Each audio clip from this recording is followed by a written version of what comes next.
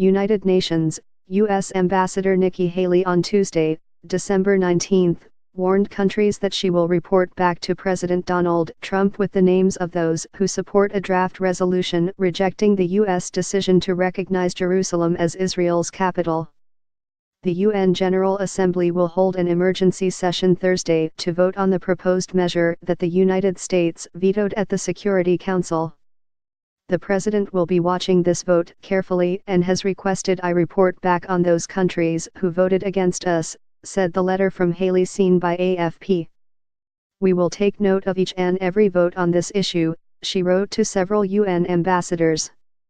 On Twitter, Haley posted on Twitter that the U.S. will be taking names during the vote on Thursday at the 193 Nation Assembly.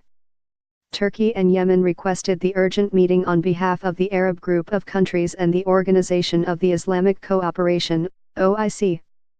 The two countries circulated a draft resolution on Tuesday that mirrors the vetoed measure, reaffirming that any decision on the status of Jerusalem has no legal effect and must be rescinded. Egypt had put forward the draft at the Council, which was backed by all 14 other Security Council members in the vote on Monday. Like the Egyptian draft, the text before the Assembly does not mention Trump's decision but expresses deep regret at recent decisions concerning the status of Jerusalem.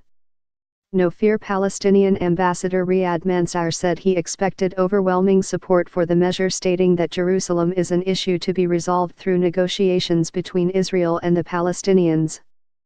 The General Assembly will say, without the fear of the veto, that the international community is refusing to accept the unilateral position of the United States, Mansour told reporters. No country has veto powers in the General Assembly, contrary to the Council, where the United States, along with Britain, China, France, and Russia, can block any resolution. Trump's December 6 decision to recognize Jerusalem broke with international consensus, triggering protests across the Muslim world and drawing strong condemnation.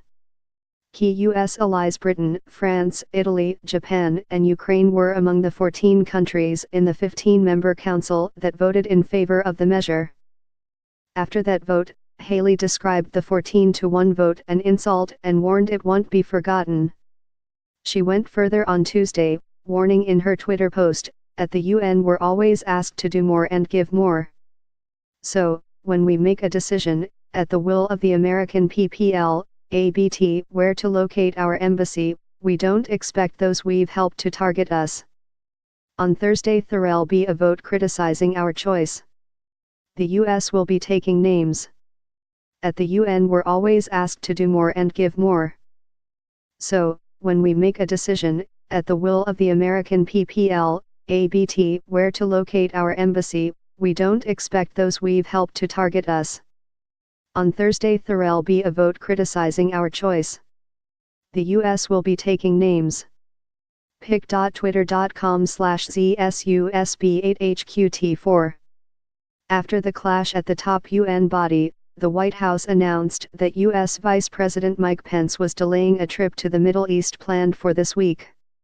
Israel seized control of the eastern part of the city in the 1967 Middle East War and sees all of Jerusalem as its undivided capital.